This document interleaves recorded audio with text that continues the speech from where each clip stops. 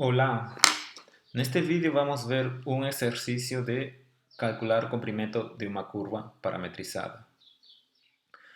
En este caso está pidiendo determinar el comprimento de una curva parametrizada por esa función vectorial R que tiene componentes coseno, seno y el logaritmo natural do coseno, sendo que el parámetro t está variando de 0 a pi cuartos.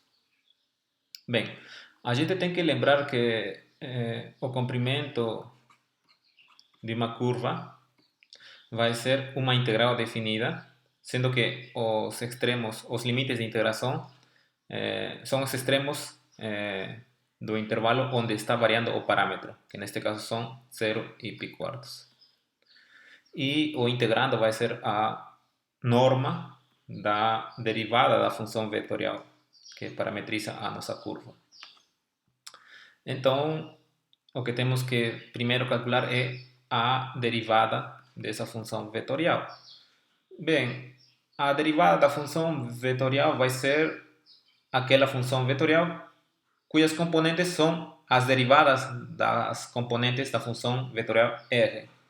Então, a primeira componente vai ser a derivada da primeira componente, certo? Que seria derivada do cosseno menos seno. Depois, a segunda componente da derivada seria derivada do seno, vai ser cosseno. E a terceira componente da derivada vai ser a derivada do logaritmo natural do cosseno.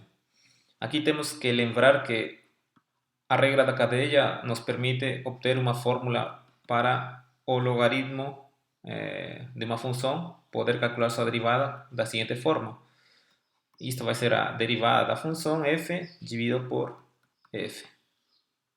Então, neste caso, teríamos derivada do cosseno é o menos seno sobre cosseno.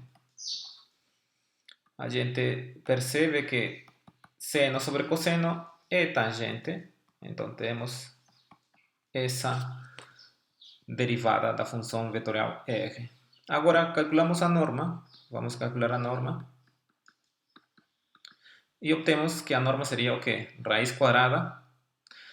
Vamos cada componente ao quadrado e fazemos a soma. Então temos menos seno ao quadrado mais cosseno ao quadrado mais menos tangente de t ao quadrado.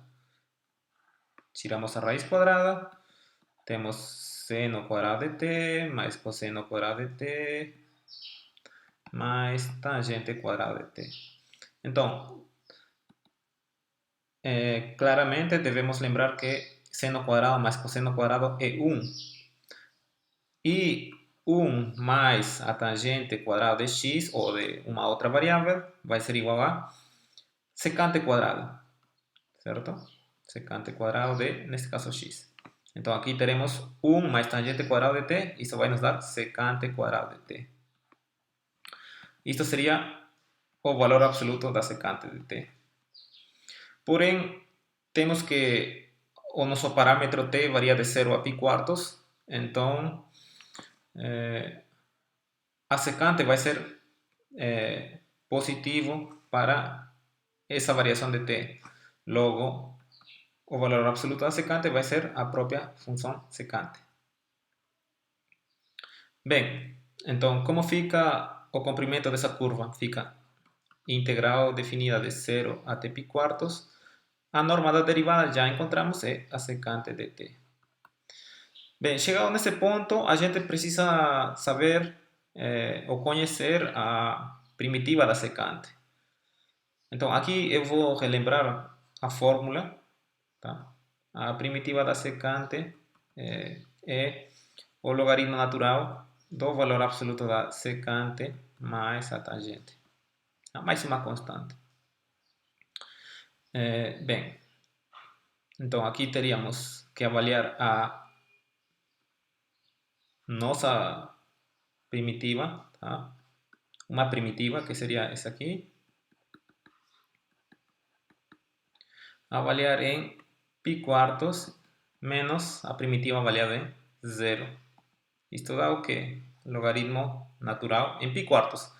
Secante de pi quartos seria o quê? Lembra que coseno de pi quartos, ou seja, coseno de 45, é 1 sobre raiz de 2, e a secante é a recíproca do cosseno, então a secante de pi quartos é raiz de 2. Tangente de pi quartos é 1, menos logaritmo natural quando t é 0, né? Secante de 0 é 1, tangente de 0 é 0. Isto nos dá, aqui, logaritmo natural de 1 é 0, então fica somente logaritmo natural de raiz de 2 mais 1. Ese sería el comprimento de esa curva parametrizada por esa función vectorial R cuando t varía de 0 a pi cuartos.